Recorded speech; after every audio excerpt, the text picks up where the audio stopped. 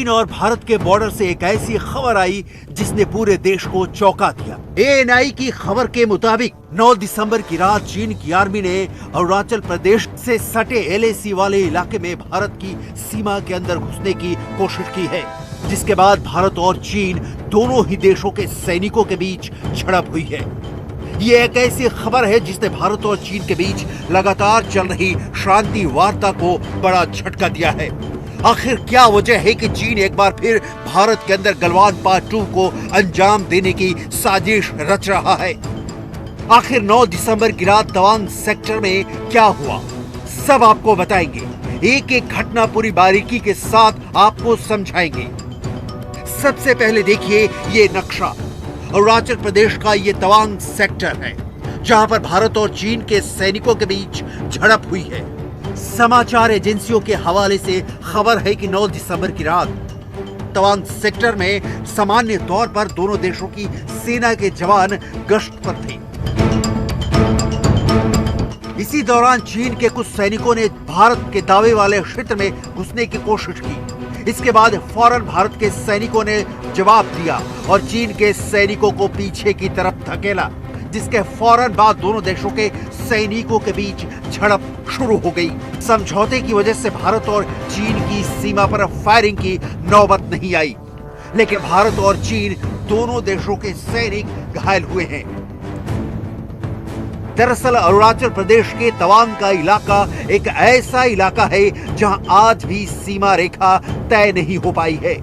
तवांग के अलग अलग इलाकों पर भारत और चीन की सेना दावे करती रही है और इसीलिए इस इलाके में सीमा रेखा साफ नहीं है। सूत्रों के मुताबिक इस हिंसक संघर्ष के बाद दोनों देशों के लोकल कमांडर्स की तरफ से स्थितियों को संभालने की कोशिश की गई है। तवांग सेक्टर के चीन और भारत के लोकल कमांडर्स ने आपसी बातचीत करके मामले को हल करने की कोशिश की है। गलवान की खूनी झड़प के बाद से ही लगातार ईस्टर्न लद्दाख में भारत और चीन के कोर कमांडर्स के बीच मीटिंग्स हो रही थी और शांति स्थापित करने का प्रयास किया जा रहा था। लेकिन सवाल सिर्फ यही नहीं है, आखिर इस मौके पर चीन ने अरुणाचल प्रदेश के बॉर्डर को एक्टिव करने की कोशिश क्यों की है? चीन में शी जिनपिंग के खिलाफ जिस तरह की बगावत हुई है, क्या चीन की जनता के उस गुस्से से दुनिया का ध्यान भटकाने के लिए और बीजिंग के अंदर अपनी सत्ता को मजबूत करने के लिए जिनपिंग की तरफ से ही पीएलए के टॉप कमांडर्स को बॉर्डर्स पर गड़बड़ी और तनाव पैदा करने के इशारे किए गए हैं? ये एक बड़ा सवाल है। चीन की ताजा हरकत की वजह से एलएसी के आसपास फिर से बड़े एनकाउंटर का खतरा खड़ा हो गया है। एलएसी पर तनाव के बीच चीन लगातार उकसा रहा है। पूर्वी लद्दाख में 2020 के बाद से एलएसी पर जो आमना सामना बना हुआ है, उसमें चीन अब किसी बड़ी शरारत को अंजाम देने की तैयारी कर रहा है। अरुणाचल प्रदेश में हुई नई तकरार के साथ आखिर चीन का मकसद क्या है? दक्षिण चीन सागर में चीन ने पहले ही तनाव पैदा किया हुआ है। चीन की नौसेना पड़ोसियों के लिए सिरदर्द बन चुकी है।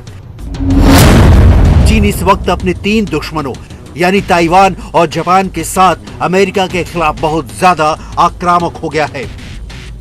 लेकिन समंदर के बाद चीन का टारगेट हिमालय नजर आ रहा है और महासागर से आगे बढ़कर उसने अब हजारों मीटर ऊंचे पहाड़ों के बीच फ्रंट को एक बार फिर से एक्टिव कर दिया है। यही वजह है कि चीन के फाइटर एयरक्राफ्ट अब एलएसी पर भी लगातार उड़ रहे हैं। चीन ने युद्ध के लिए भड़काने वाला काम शुरू कर दिया है और इसमें उसने अब अपनी एयरफोर्स के बहुत ही खास और फ्रंट लाइन फाइटर्स को इस्तेमाल करना शुरू कर दिया है।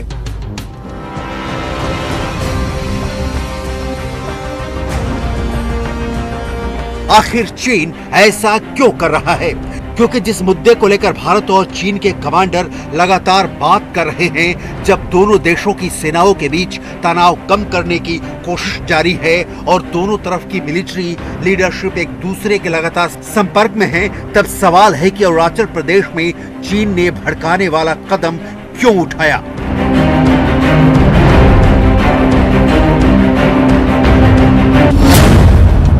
चीन और भारत के बीच मई 2020 से LAC पर तनाव है। गलवान में झड़प और दोनों तरफ सैनिकों की मौत के बाद चीन और भारत दोनों की फौज जिन जगहों पर आमने सामने थी वहां से पीछे भी हटी है। पेंगोंग झील के दोनों तरफ पीछे हटने के बाद डेपसोंग और डेमचौक के इलाके में LAC के करीब अब दोनों सेनाएं तैनात हैं। लद्दाख LAC पर दोनों तरफ 50 से 60 हजार फौज अब भी मौजूद है।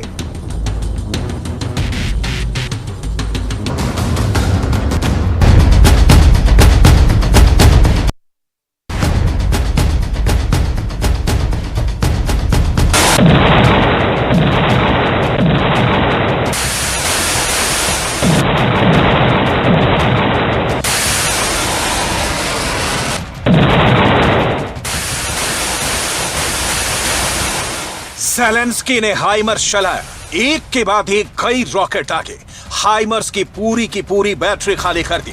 और फिर देखिए,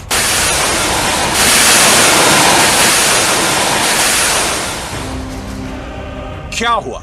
रूस के फौजी ठिकाने का यह हाल। यह है मेलिटोपोल, यूक्रेन का वो शहर जहां रूस का कब्जा है। यहां हमला करके ज़ेलेंस्की ने पुतिन की फौज को बहुत ज्यादा डरा दिया है। ज़ेलेंस्की का दावा है कि इस हमले में रूस के करीब 200 सैनिक मारे गए हैं, लेकिन उनके दावे पर मोहर लगाएगा कौन?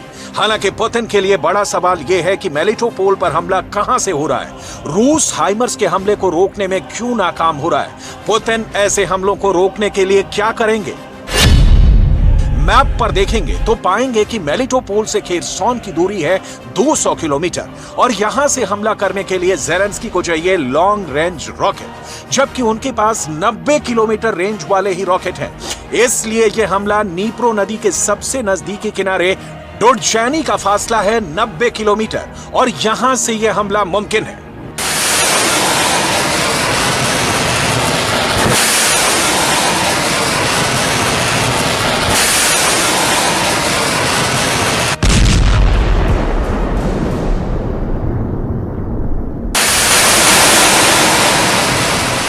हाइमर्स के हमले ने रूस को बहुत परेशान किया है। खेरसॉन से भी रूस को इसीलिए पीछे हटना पड़ा क्योंकि यूक्रेन ने हाइमर्स के इतने रॉकेट बरसाए कि पुतिन की फौज उनके सामने टिक नहीं पाई।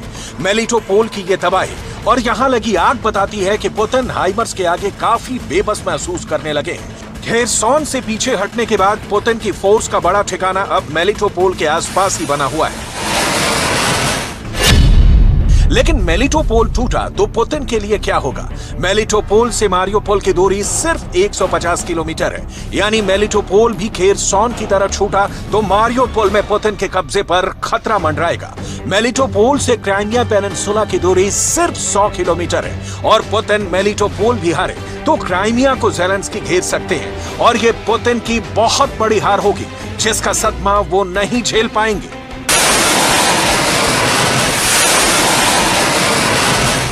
ज़ेलेंस्की पुतिन के लिए इसलिए बड़ा खतरा बन सकते हैं क्योंकि हाइमर्स की ताकत उनके पास है। लेकिन सवाल है कि कब तक? क्या हाइमर्स का कोई तोड़ नहीं? क्या हाइमर्स ही इस युद्ध का फैसला कर देगा और पुतिन को यह जंग हारनी पड़ सकती है? यहां रुकिए, पुतिन की फोर्स के पास इसका जवाब है और दावा ऐसा किया जा रहा है कि युद्ध में हाइमर्स के दिन पूरे हो चुके हैं। रूस को यह पता चल गया है कि हाइमर्स -20 डिग्री तापमान में काम करना बंद कर देता है, यानी ठंड बढ़ी तो हाइमर्स रॉकेट सिस्टम पूरी तरह से जाम हो जाएगा। -20 डिग्री का मतलब ऐसी ठंड जब मशीन तक जम जाती है। यह हाइमर्स का पासवर्ड हैक करने जैसा है और पुतिन ने ऐसा करके ज़ेलेंस्की को बहुत बड़ी टेंशन में डाल दिया है। इसका मतलब यह है कि ठंड बढ़ते बढ़ते हाइमर्स एक सिटिंग डक बनकर रह जाएगा। अंग्रेजी में यह टर्म ऐसे टारगेट के लिए इस्तेमाल किया जाता है जिसका शिकार बहुत आराम से किया जा सकता है। रिपोर्ट के मुताबिक अमेरिका ने यूक्रेन को अब तक हाइमर्स के 20 सिस्टम भेजे हैं और इसके हजारों रॉकेट भी नेटो के जरिए सप्लाई किए गए हैं। रूस की तरफ से ऐसा दावा किया जा रहा है कि हाइमर्स को रोकने के लिए उनके पास बहुत बड़ा हथियार आ गया है। यह हथियार कोई नया एयर डिफेंस सिस्टम नहीं बल्कि एक नया सॉफ्टवेयर है जिससे उन्होंने अपने एयर डिफेंस सिस्टम को अपग्रेड कर दिया है। यह सॉफ्टवेयर अब हाइमर्स के रॉकेट को रोकने में ज्यादा सटीक साबित हो रहा है। यह हाइमर्स की रॉकेट की ट्रेजेक्ट्री यानी उसके फ्लाइट पाथ को ज्यादा बेहतर तरीके से ट्रैक करके उसे रोक सकता है।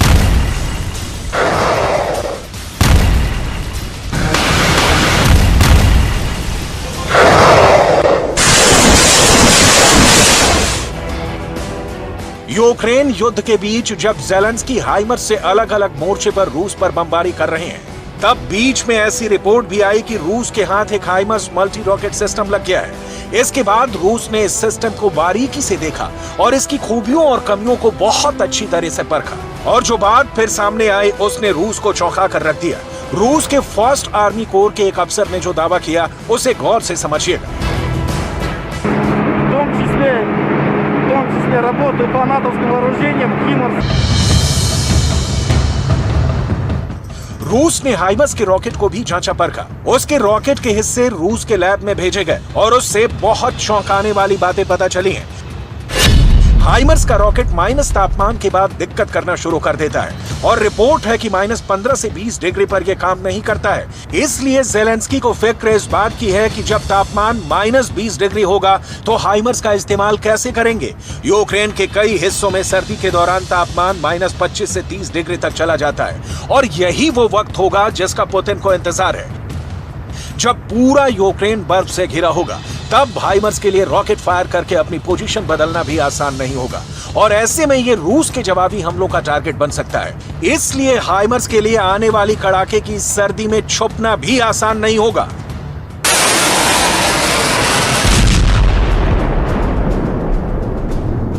देखा जाए तो यूक्रेन युद्ध में ज़ेलेंस्की ने अपने नए नए हथियार दिखाए हैं तो पुतिन ने उसके खिलाफ स्ट्रेटजी तैयार की है। पुतिन यूक्रेन को मिले उन तमाम आधुनिक वेपन सिस्टम को बहुत ही तैयारी के साथ खत्म भी करते जा रहे हैं। इसमें कोई दो राय नहीं कि ज़ेलेंस्की के लॉन्ग रेंज वाले हथियार रूस को बहुत ज्यादा नुकसान पहुंचाए। पुतिन खासकर ऐसे हथियारों को उड़ाने का ऑर्डर भी दे रहे हैं। रूस का रक्षा मंत्रालय ऐसे ऑपरेशन के वीडियो भी जारी कर रहा है जिसमें यूक्रेन के लंबी दूरी के हथियारों को तबाह किया गया है। इस ऑपरेशन में रूस ने सुखोई 25 फाइटर जेट के साथ कमो 52 भी इस्तेमाल किए, जिनकी हवाई बमबारी में ज़ेलेंस्की के कई अड्डे उड़ गए। साथ में मल्टी बैरल रॉकेट लॉन्चर से भी बारूद की बारिश की जा रही है। इन हथियारों से ऐसे अड्डों को टारगेट किया जा रहा है जहां पर ज़ेलेंस्की के लॉन्ग रेंज वाले वेपन सिस्टम रखे गए हैं। इनमें हाइमर्स रॉकेट की रेंज 70 किलोमीटर से ज्यादा। इनमें M777 का गोला 30 से 40 किलोमीटर के दायरे में गोला दागता है। इनमें हार्पून मिसाइल की रेंज तो 250 से 300 किलोमीटर तक होती है।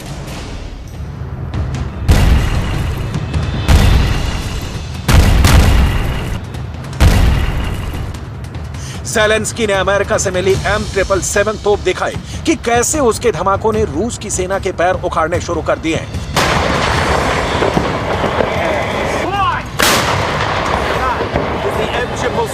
US made.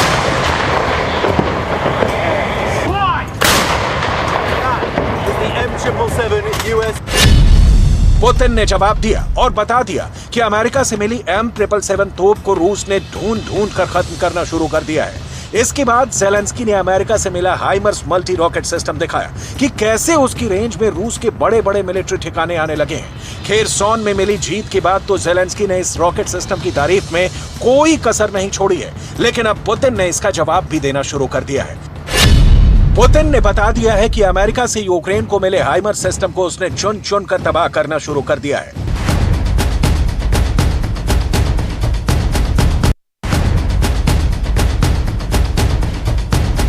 ज़ेलेंस्की को अमेरिका से मिले हथियारों पर बहुत ज्यादा यकीन हो रहा है क्योंकि इसने खेरसॉन जैसा शहर वापस हासिल किया, जबकि कई मोर्चों पर वापसी की कोशिश भी की है और वो कामयाब भी होती दिखाई दे रही है।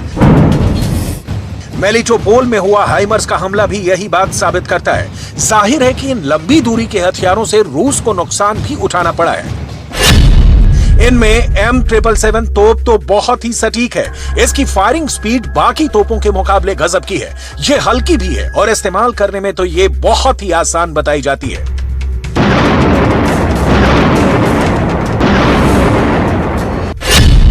M777 तोप 30 किलोमीटर से ज्यादा दूरी तक 155 मिलीमीटर का गोला दाग सकती है। फायरिंग रेट भी बेहतरीन है। 1 मिनट के अंदर ये 4 गोले दाग सकती है। वजन 4000 किलो है, इसलिए इसे एक हेलीकॉप्टर से भी आसानी से तैनात किया जा सकता है।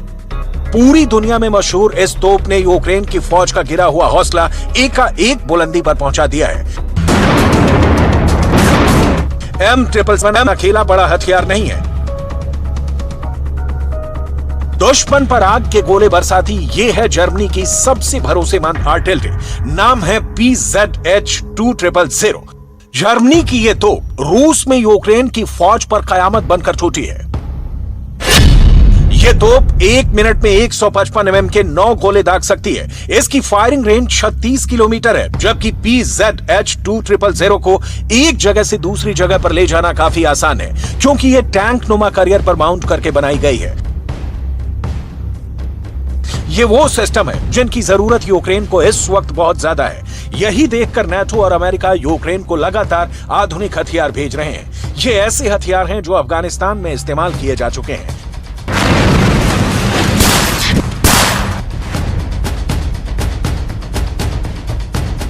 और इसी बीच रायपुर से एक बड़ी